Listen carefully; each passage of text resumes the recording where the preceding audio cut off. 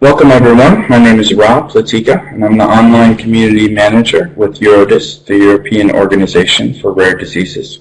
Today's webinar on creating an engaging awareness day for your rare disease is brought to you by RareConnect.org. RareConnect is an online platform for rare disease patients and patient organizations to develop online communities and conversations across continents and languages. Currently there are 84 communities on RareConnect that enable patients to meet, share stories, and learn from a credible base of disease-specific information, all while enhancing the visibility and potential of patient organizations as a valued resource. RareConnect also has hundreds of discussion groups on rare diseases where there are no patient associations and cross rare disease topics like genetic testing. And here is the link to the discussion groups if you haven't already seen it. It was just recently launched. But we're here to talk about awareness days. And over on our RareConnect blog, we've been collecting awareness days now and have almost 200 listed there. If yours isn't there, please check the list and add it.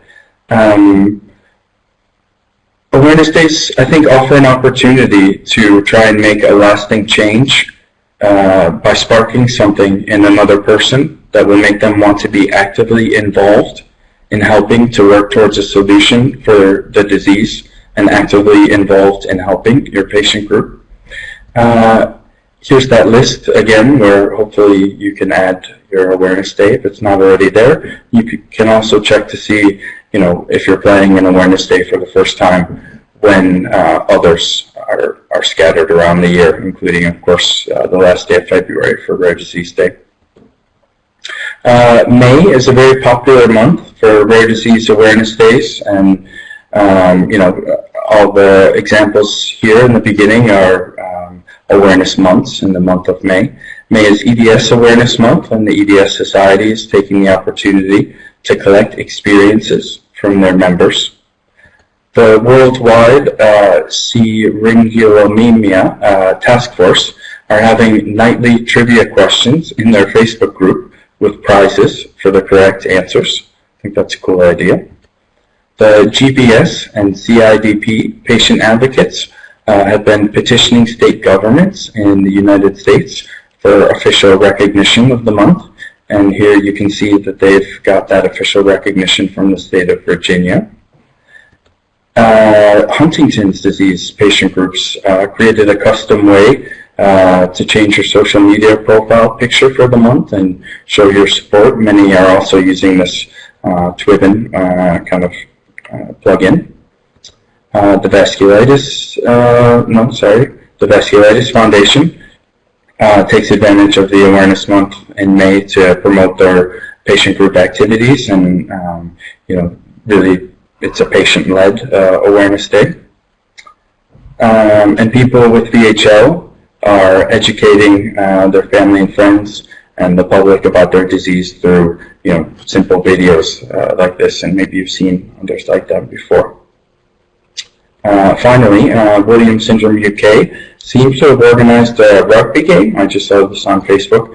It's always good to see awareness days that can include both the digital and real world, events, and kind of be a mix of the two. So, amongst all these awareness days, can we find some shared elements that can help you start an awareness day for your disease or strengthen your existing awareness day? Maybe you've just gotten started with it. What should an awareness day try to achieve? Really a united community with a variety of experiences of people living with a rare disease highlighted. Hopefully friends, neighbors, local newspapers that have become better educated on, maybe that disease on that day or during that month. And maybe indeed also at the same time the whole concept of genetic and rare diseases and what it means in that country or in that area. Hopefully also people can fundraise and maybe also be able to unite patient groups around the world for that disease to create a community and a shared awareness day. So here's a great example that I just got by email this past week from the Erdheim-Chester Disease Global Alliance. Here they're focusing their awareness efforts at educating physicians, I believe. And, they're here, they can comment now or later. But I just wanted to share this example because, educating physicians then leads to helping their other goals and their overall work as a patient advocacy organization. You see how, 1, 2, 3, 4, 5, everything's connected there. The ECD Awareness Day strengthens, the ECD Global Alliance's mission and, indeed, all of their main priorities that you see listed there. They kind of start with physicians. You can see by looking at our list of rare disease awareness days that I mentioned on the blog earlier, that some diseases are recognized on different days in different countries. Let's try to change that in the future and try to work more together and indeed have truly global awareness days for individual diseases. Patient groups, for example, are using RareConnect in some cases and RareConnect communities to work on shared projects like awareness days. So it's always good when people around the world can network on that global scale. Rare diseases already mean fragmentation. It's hard to find people. It's hard to get attention of researchers or companies, indeed, or so these awareness days should really show the world that there's one global community of people with the one message and one interest. So hopefully that's an interesting suggestion to people going forward. I think awareness days can try to combine online and real world events. So you see awareness days these days are normally very strong on social media, but can you go beyond that and try to host a real world conference or maybe just an online webinar like this one on that day to bring together your supporters, face to face in some way. Facebook Live is one of the many different ways to kind of try to live stream your event for free.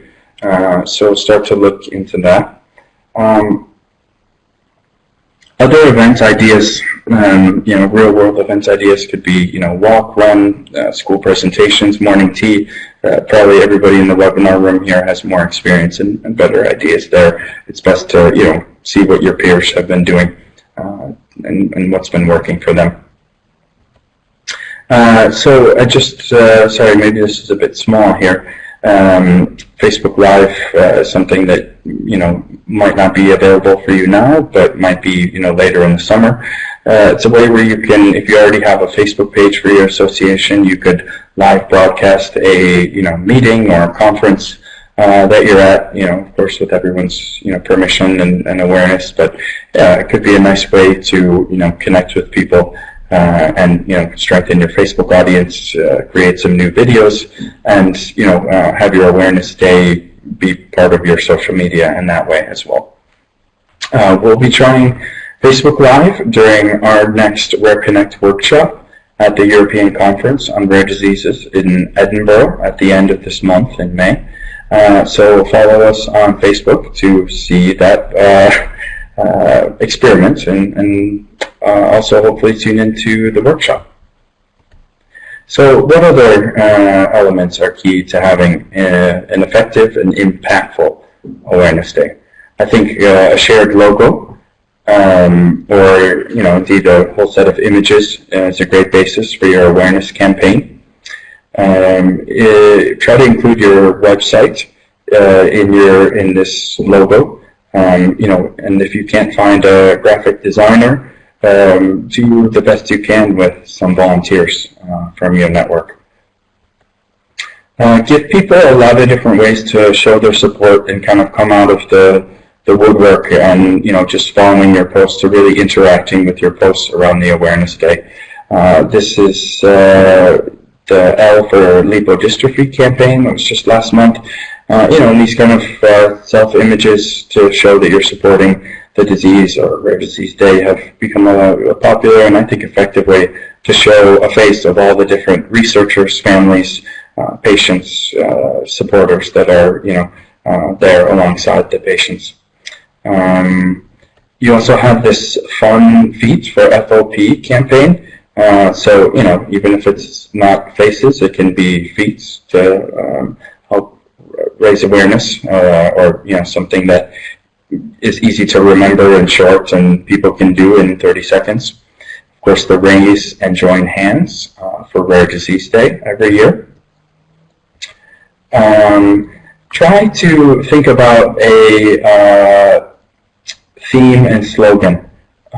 Even if it's hard to come up with a logo or some of the other elements that I'm going to talk about here, think about something basic that everyone can use that hopefully can be translated. So try to develop it with a group so that you're not developing something in English that then doesn't translate to Spanish. And try at least to put together logo, theme, slogan, even if it's just First Awareness Day for this rare disease, as a starting point to build the campaign around. And hopefully, like many rare disease awareness campaigns and Rare Disease Day, indeed it grows every year. So it's really just the theme and slogan is a way to community build and have a unified message, visual identity. I mentioned it was Vasculitis Awareness Month. Their slogan is kind of victory over vasculitis, and they ask people, what does that mean for them? Here you see the example of the World CDG Awareness Day and how they asked their supporters by email to get involved very easily by printing out a shared image there. Have one hashtag for the day, and before choosing that hashtag, try to do a quick search to make sure it's not already being used for some other purposes. Try to keep it short so that people can put more content in their tweet or Facebook post and don't have to try to remember 10 words strung together. Start publicizing the hashtag fact sheets that can help put a real accurate information about the disease out there. Consider one audience of your awareness day to be members of the public that are completely unfamiliar with the disease, and use this opportunity of the awareness day as a way to educate them. Here are some example fact sheets, which when you get the slides after this, you can follow these links and be inspired by what some others have done in terms of fact sheets around their awareness days. Creating a basic video can be a good way to share the same message. I think in addition to sharing photos, many patient groups create videos to build a sense of community within their global membership. Also to target professionals, like in this video made for Undiagnosed Children's Awareness Day. And of course, Rare Disease Day video, which everyone can share and feel like they're part of the campaign in this way by watching and understanding the united message. If you can, try to put together a toolkit for your awareness day and make it easy for people to use your graphics, be informed and be involved in the awareness day by putting all the resources on one page in one easy to reach place so they can find everything there. Here are some nice example toolkits, which you can follow the links to later. A final idea here for Rare Disease Awareness Days is starting a Thunderclap. Here you can see the Thunderclap campaign for last February 29th, which had a social reach of 1.4 million. And it was nice at 12 o'clock on that day to see all the posts going out at the same time. You can also find a blog here about how to set up a Thunderclap, some suggestions for best practices. Also tomorrow is Pulmonary Hypertension Day. You can see they've also had a very successful campaign that I believe since I took this screenshot has only increased. So this is Sweden talking. We are going to hold the Eurovision here in a few weeks, if you like music. But today it's not music, it's awareness. I start with the first slide. The lady on the picture, she has the Angolan flag painted to her face. We are doing a campaign to make a global awareness day for the rare disease that I have and that I share with a lot of friends.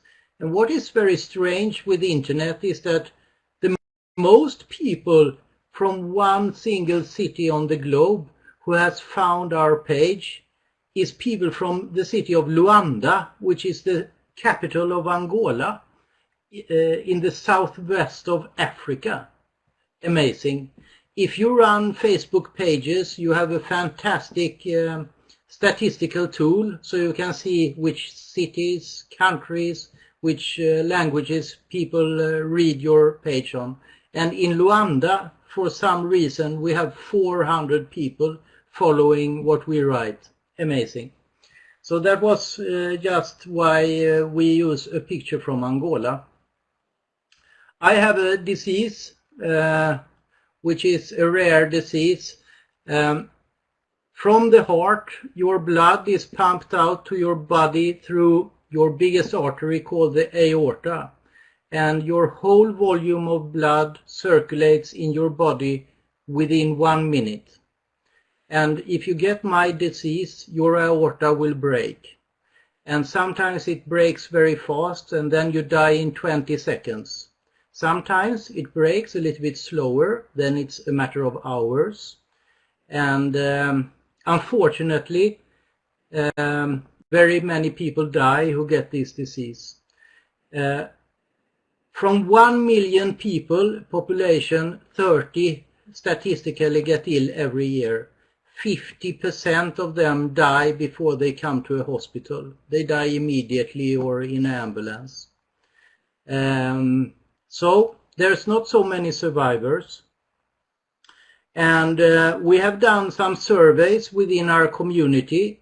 And in the Western world, the people who are on Facebook, we know that over 60% have never ever met another survivor. They are very, very lonely. And until they found people digitally on social media, they thought they were totally alone. Also in the Western world, talking to people on social media, we have found out that 90% of the hospitals have nothing to give to the patients in written material. So people get ill, they are in intensive care for a month, and then they are sent home and they don't know anything because the hospitals don't have any material to give to them.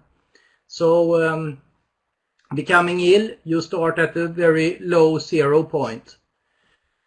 2014, we were 17 survivors who found each other with help of Facebook. And we decided to found the first patient organization in the world for our disease. And that was done the 19th of September in Sweden, Denmark, and Norway. And today we are members of eurordis and Rare Diseases Sweden. And together with RareConnect, we started up aortic dissection community last year on social media.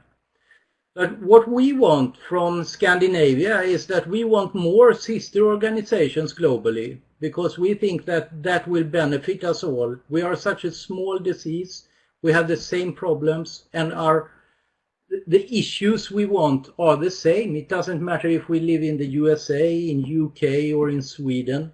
The problems are the same. So we think that if we can get people to come together globally, it's of benefit for us all. And so we thought, let's do a global day. Hooray! So the vision is,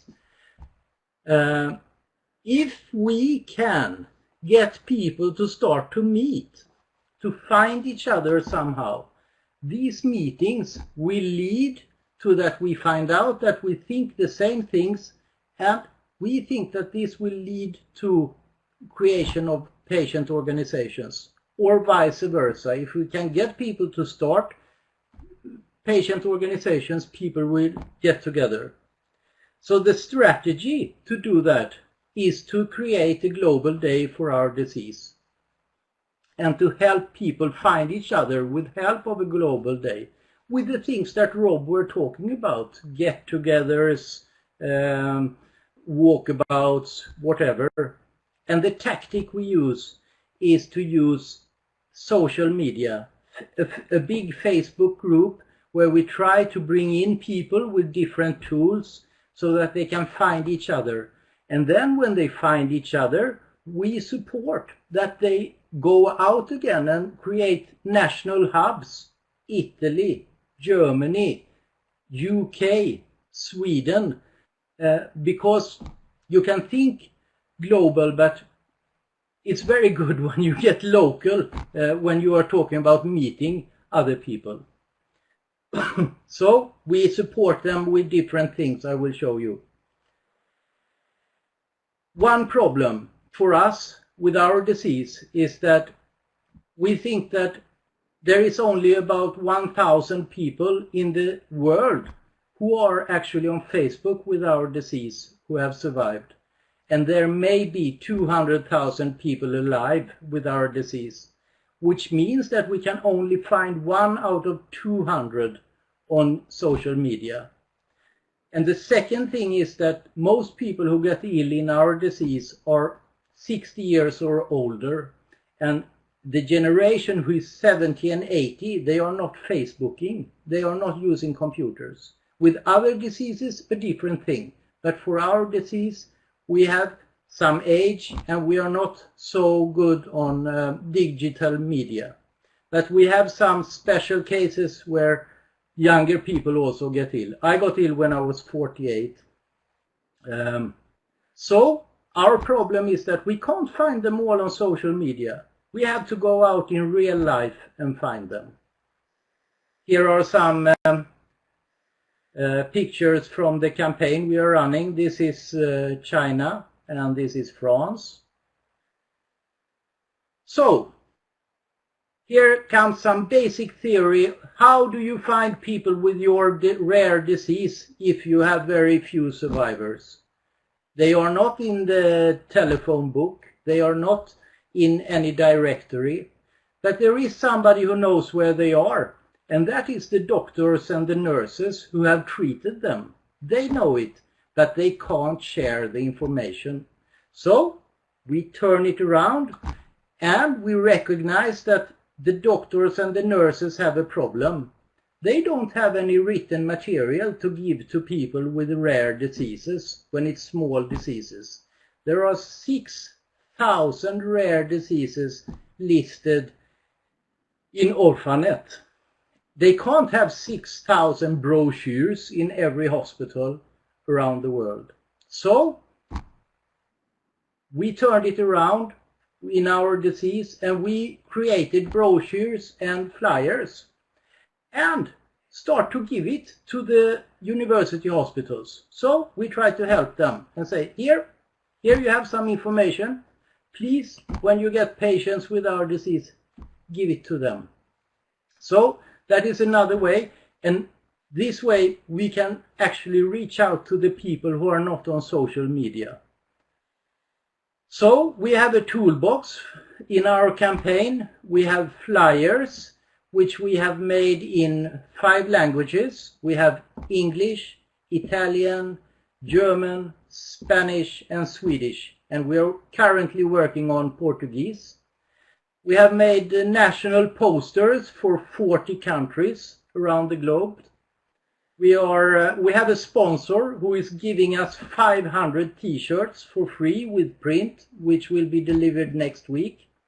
And we use Facebook, where we try to pull them together, using many of the fine things we learned from Rob and his team at RareConnect, with using hashtags and trying to get them to find to our site on Facebook. How are we performing? How is it going? Well, it's going quite okay. We started up our page September 19, 2015 with 0, well, 1 person who liked it. And right now we are in a growth rate of 10% per week. So we get 10% new followers every week, and it's been like that now for almost 2 months. So when I wrote this, we had 3,200 likes, and I think we're up to 3,350 one day after. So 150 more followers in just one day. So right now it's going quite fast. We have average readers of 20 to 50,000 people a week.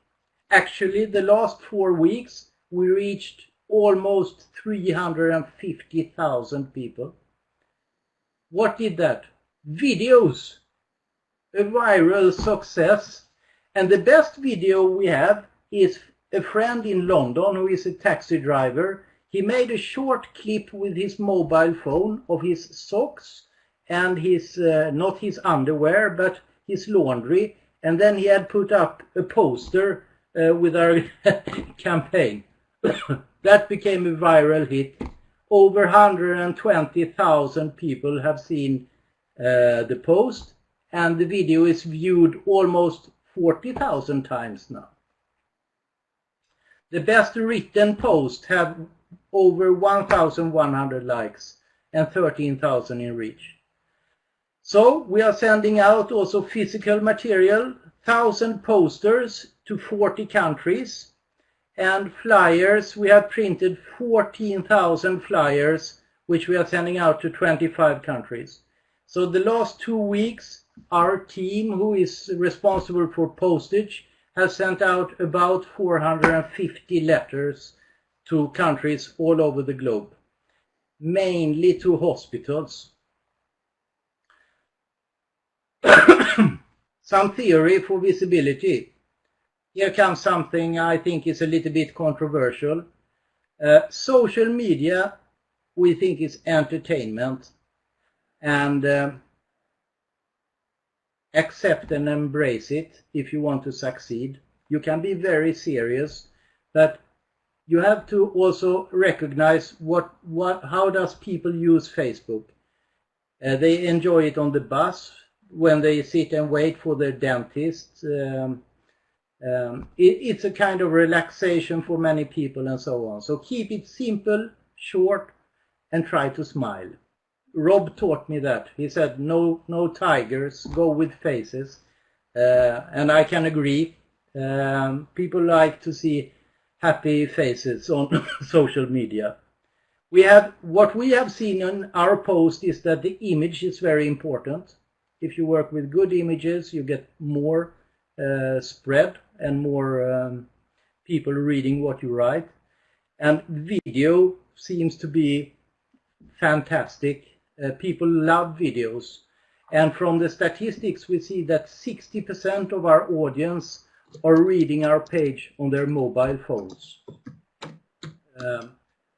Get several people to help out to do your campaign. One person can't do it alone. Right now we are 8 people who are running this campaign. London, we have people in United States, Italy, and in Sweden. We use a closed editor group backstage where we discuss what we are going to do and how we do it. And we use all the channels there are. LinkedIn mainly we use to find the thoracic surgeons. Almost all skilled thoracic surgeons in the world are on LinkedIn. So that's where we get their addresses. We use Twitter, Facebook, YouTube, WordPress, which is owned by Google. If you place things on the WordPress platform, you are on Google within 24 hours. Fantastic. Flickr also for images. This is also important. Google and Facebook, they are not there to show what you want them to show. They are companies making money. They are making profits. So they will show what is in their interest. Often you have to pay to get visible on these channels. It's their business idea. Either you like it or you don't. But if you want to be visible, you have to understand that is how it is. So, but if you also recognize that they will show what their readers want to see, if you get viral posts, that is what they show. So the better number of viewers you have, the more interested Google and Facebook are to show your post. Very interesting. And Google, as you all know, is the most used tool to look for information. If you can get out your information on Google, you reach a lot of people. So, how should we use this, what I said now? I propose the following. If there are people listening to this who are working with their disease, with social media, who is responsible for a Facebook page or a Facebook group or whatever, and you are interested in finding out if we can do things together, I think we should meet in create a Facebook group which is closed and start a discussion if we can help each other, and perhaps have an informal social media manager alliance where we try to support each other, because we have one common goal. We are all living with rare diseases, and most probably, since we are here, we want to get out with our message. So I think we can help each other. And how do we do it in reality? Well, once again, if you want to go viral and you want people to understand what you are saying, and you want a lot of people to get your message, somebody has to like what you write. Somebody has to share what you write. If nobody likes your post and nobody shares it, there you are. You are writing for a very, very closed audience, and you can use a lot of time and you don't go so far. So, and also the theory is that if Facebook promotes things that has a little bit more likes in the flow, you will get more visible. I have evidence for that. It is like that. We see that in our posts. When we go over 200 likes, then it starts to happen things. Then it just runs to 400, 600, 800, 1,000 likes. Then Facebook somehow lets it go in their flow. Very interesting. So my proposal to all of you who listen to this, if you are interested in doing things that cost nothing more than a little bit of talk and trial and error, let's try. That was me. Thank you. Just to give a little bit background of myself, I am a barrister, but with a Bachelor of Science and Honours, so I've got a degree in Applied and Human Biology, so I understand how the body works and also how drugs can work as well. But unfortunately, at the age of 24 in 1997, I was diagnosed with scleroderma, systemic sclerosis, as well as Raynaud's disease. So I unfortunately had to finish my practice as a barrister 10 years or 2004, and I've spent the last few years really the full-time job of managing my symptoms with scleroderma affecting the vascular, immune and connective tissue systems. So it's actually a multidisciplinary disease, as well as the Raynaud's causing vasoconstrictions of the arteries. And you can see on the picture there, I'm wearing gloves and Ugg boots because that is unfortunately what I must do now to protect my hands and my feet from having the Raynaud's attacks, because unfortunately at the moment there is no cure for either scleroderma or Raynaud's. To find out a little bit more in relation to living with this diagnosis, please click on the link or copy it into the browser. So if we go on to the next slide, I've really put into summary there as to what I've been doing the last few years in my spare time when my symptoms allow, in relation to trying to transfer my professional skills into raising awareness, not just for scleroderma, but also for the rare disease community globally as a whole. So it's a huge honour for me to be able to share these skills, and it's something that I take a great delight in feeling that at least I am of some use, even though now that I'm living with this diagnosis. So in relation to Rare Disease Day, Rob did a very good presentation there and gave a good description as to where we're at with Rare Disease Day. In relation to Rare Disease Patients' view of Rare Disease Day, I would say that this is the absolute pinnacle of the Rare Disease Patient Year. And the reason that I say that is that it really is a fantastic opportunity for all of the rare disease patients. So far, I think 6,000 to 8,000 rare diseases have been identified, and of course there are thousands that we do not know about. So to actually join together on this day as a community really does bring a lot of noise, and of course, gets people to listen. And in relation to who to be target for that audience, my personal endeavours where I choose to put my skills is really on lobbying the policymakers and the lawmakers in relation, and also the health professionals who are putting policies together. I actually did a blog article for Rare Disease Day, which if you would like to read more about, then the link that is there on the slide.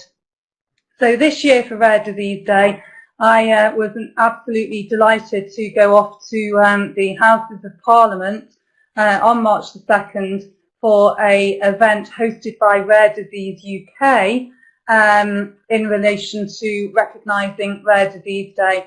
And this was a fantastic opportunity for rare disease communities to come together and network, as well as there was a very interesting speakers for the day, which being having the lawyer skills, then obviously that's of interest to me. So the government have actually, or the UK government have actually committed to a strategy which has got 51 components, and there is a vision of 2020 that these components must be reached by. So although physically I am unable to run marathons, then this is a huge pleasure for me to be able to transfer my skills to try and be of some help to the rare disease community.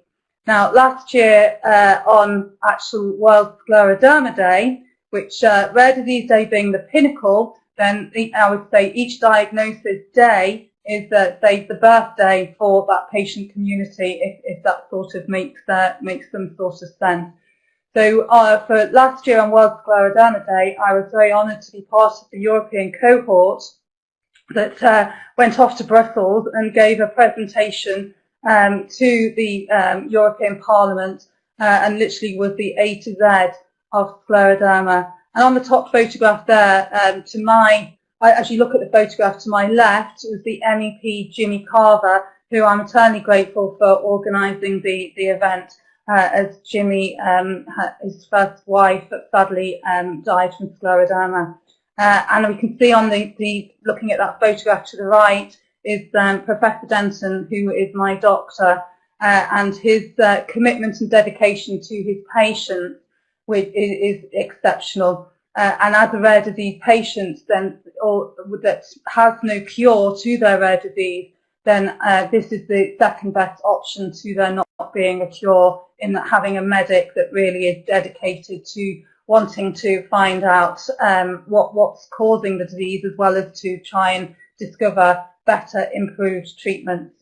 And you can see on the slide there that on the personal level, that actually on that day, it was 11 years to the day that I'd last been in court in my wig and gown.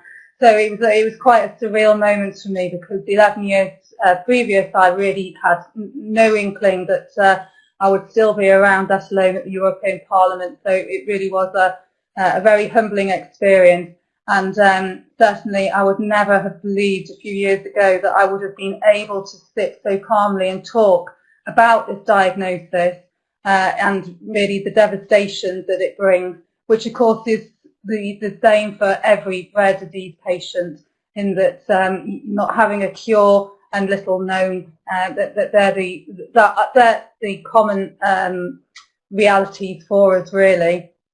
So in relation to World Scleroderma Day, June the 29th, That day was actually chosen because Paul Klee, the Swiss artist, he was a scleroderma patient, and sadly he died on that day. I have included more about the history behind the disease in an article which I put on my blog for Scleroderma News. The link is there.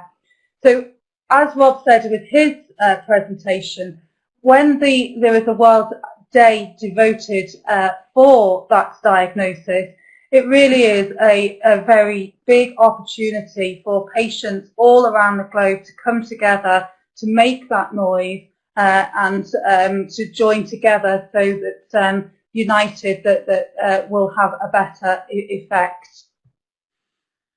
So, as I said earlier, unfortunately, due to my symptoms, I'm not physically able to be running marathons or to be sitting doing physical fundraising activities. So, as well as doing the policy and keeping an eye on the legal side of things, over the last 2 years, I have put myself out to the media, and you can see the top photograph there, that was actually in the Daily Mail. And that was one of the first awareness articles that I had done, thinking that it wouldn't really go anywhere. And it was, yes, a very humbling experience because it went viral around the world. It was also online and very humbling in that I had patients from all over the world contacting me, sharing best practice in effect. So in relation to where a rare disease patient, how much, you know, if you want to get involved, really then it's a matter of how much that you're able to, and really, you know, there's so many ideas, as Rob said with his presentation, and Timo focused on some of the ideas as well, that there really is, you can get involved as much or as little as that you would like, really. One of my key bugbears to get involved is really to be an educator, and certainly an educator to the local medical professionals. And I don't think it's really that unreasonable to be too undemanding of a medical expert, in that they might not know of the diagnosis or the disease, but certainly in my experience, that all the medical experts, if I have had to maybe provide more information, they have been very grateful for that information. So I would definitely support any rare disease patient to go along and be proactive in this way, because ultimately, as you know, it might help another patient get an earlier diagnosis. So coming on to meeting the needs of the rare disease patient, which really is, why are we taking part in a World Scleroderma Day? Why are we taking part in a Rare Disease Day? What does it matter? Well, as we know, being part of a rare disease patient population, we are pretty much in a quiet area. So it's up to us, really, in a way, and thankfully with eurordis and RareConnect, as well as the NHS with the Rare Disease Advisory Group, that we are having a better representation, although there is still an awful lot of work that can be done. So meeting the needs of the rare disease patient, and in relation to the commonalities that a rare disease patient will have, so not just due to their own diagnosis, the general themes really include an early diagnosis is essential, education and awareness, which I highlighted on the last slide, which ultimately is to lead towards better research and development and access to innovative medical therapies, because the pharmaceutical industries might be able to make a therapy that is more or less side effects and more tolerated by the patient, but if it's not actually at the marketplace, then clearly this is a rare disease patient challenge. So in relation to the taking things forward, and certainly in relation to my multidisciplinary diagnosis, I would advocate that expert specialist centres, as put out by eurordis in relation to the European Reference Network, that really to treating a rare disease patient, then it would be my advice that this is the way forward, so that the early diagnosis, but also so that best treatment, practice and care can be exercised in that environment. So in relation to where we're at with the future, we started on this slide, but actually I've used this picture because this was the hottest day of 2013, and there I am having to wear Uggs and gloves because to try and avoid the Raynaud's attacks, because the slightest of temperature change will cause my fingers and my toes to go blue. And so in the background there we have Southport Pier, and Southport being a northwest seaside town, renowned that the sea rarely comes in, but we can see evidence there that it has been in. So in relation to the future, I would recommend get involved in any way that you can and plan ahead, especially when living, certainly with the disease that I have. Some days are better than others in relation to energy, tiredness, fatigue, mobility, and sadly there isn't really a tried and tested plan in relation to making sure that you're going to feel okay. So for me, I have to be quite organised and plan ahead. I can't be doing last minute rushing if that doesn't go well with my symptoms. And it's in relation to making noise across the globe, it makes sense that ultimately together, united globally, we will have a stronger voice, which of course we want for improving the rare disease patient healthcare and all of the different avenues that come along with that. So I would say thank you for listening, and thank you for Rob for putting on for today, and hopefully let's see that February the 29th, 2017 will be the biggest rare disease day yet in history. So thank you, and please if you've got any questions, please do not hesitate to ask. Over and out. Okay, thanks very much, Nicola. Can you still hear me? I thought I'd been talking to myself for a dreadful moment, Sven. No, I got all that.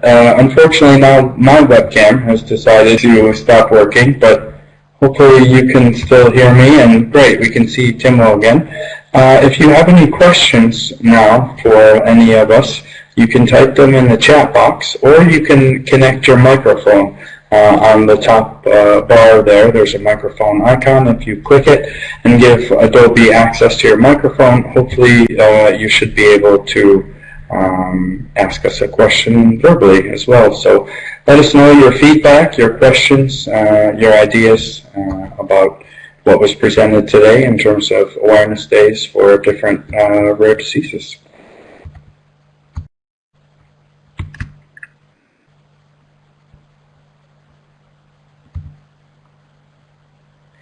Okay, thanks Linda for the feedback. We used quite a few examples from the first atypical, I used quite a few examples from the first atypical HUS awareness day throughout my slides. Timo, do you have anything you want to comment on, or any kind of final thoughts or reaction after all of us going through these ideas today? No, I think that Rare Disease Day is a fantastic day. We used it in Scandinavia. We had survivor meetings for our disease on Rare Disease Day. So I think actually we are lucky because we have 2 days we can have. We can have our own day and we can have Rare Disease Day. And that's how we try to communicate it, that we have 2 days which we celebrate every year, our own day and Rare Disease Day. So I think Rare Disease Day is a very important day also, because we have so much in common, like Nicola said. So our community, it doesn't matter which rare disease we have so many questions that are alike, also in Europe and globally. So. Yeah, and I think that not all diseases have an awareness day, and I don't know if all diseases need an awareness day, but certainly all diseases can use Rare Disease Day as their awareness day, or as an opportunity to get in their newspaper or somehow raise awareness about their condition with their local community. So I think that was a great point that was brought up today. Linda has a question. Timo and Nicola, what do you feel might be the most effective ways to connect with isolated patients who aren't yet part of any national groups? Shall I go first? Yeah. I can only speak from my experience. We did a patient brochure for the doctors to give to the patients on local language in Sweden, Denmark and Norway. That has been extremely successful. And we told them how to find our patient group. So we have a small website in Scandinavia and a mail, and that's that has been very, very without that we wouldn't have found them because they are not on internet, and we can't afford to go on national television. so this patient brochure has been extremely good for us.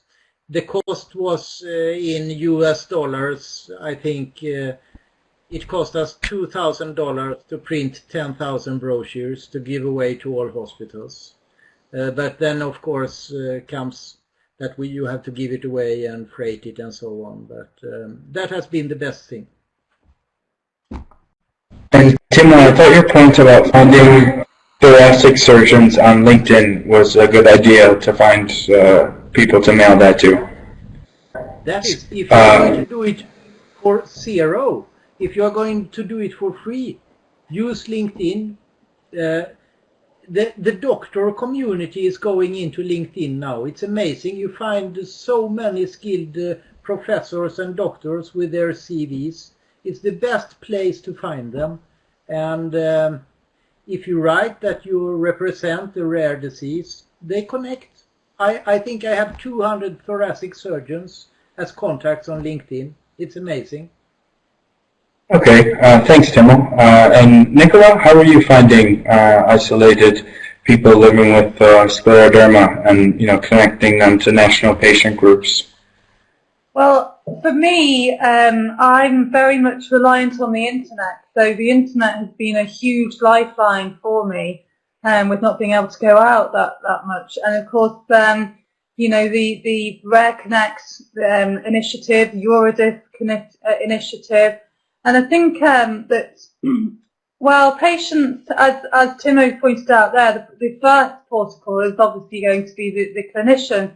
And so, yes, that's if the clinician can give further information, and clearly it's helping the clinician's job as well if the patient becomes more educated and informed in relation to their disease. But certainly, when you're talking of quite low numbers, then this is where the global platform really is so important, because of course, as we've been saying, is that it's all about the numbers.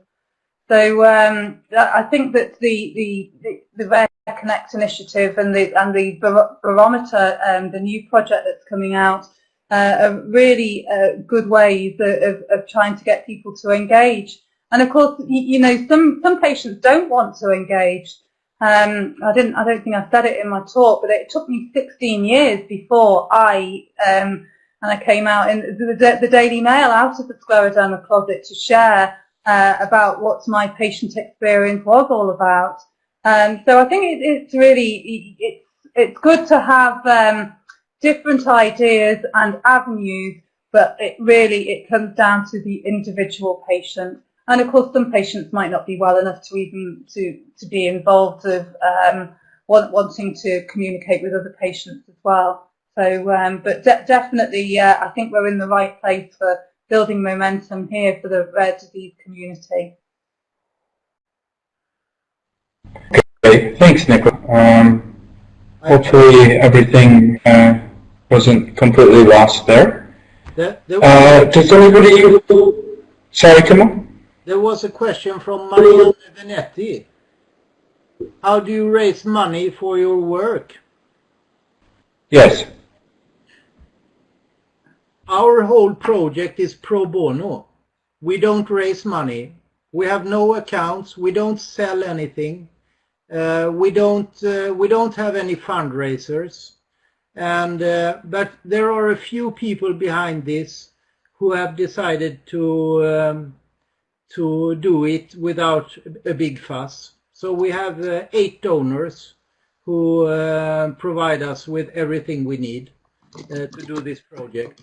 So we don't do any fundraising, and the whole project is about getting national patient organizations running all over the globe. The day we see that, then the big project is over for a few of us. So that's our goal. Great. Does anybody else have any last questions or comments or experiences from their Awareness Day activities to share? Thanks for your questions, everybody. Just finishing up here, want to give anybody a last chance to Did I show my bow? Ah, yeah, your scleroderma ribbon. Great. Thanks. Okay. Well, I really would like to thank Nicola and Timo for joining us today and presenting their Awareness Day experiences, and hopefully this can just be the beginning of a long conversation of talking amongst each other and trying to find the best things that work so that we get rare diseases and even our individual diseases better recognized. Can I say one final thing, Rob? Of course. If anybody is interested in my proposal, contact me. I'm on Facebook, I'm on LinkedIn. You find me if you search for aortic awareness or September 19 or aortic dissection. You will find me on the internet. Take contact, and it would be nice to find some people who really work with social media, who wants to do something. I owned a company before I got ill that were doing this, so I have done it quite a lot. Please get in touch. Great. I hope you don't mind. I just shared your email address there, and people can send you an email, and of course, find your slides and stuff after this webinar. Thanks everyone for joining us, and I hope you'll join us in future RareConnect webinars. We hope that this was interesting for you, and yeah, really thank you again, Timo and Nicola, for your time and your experience, and getting out there and starting to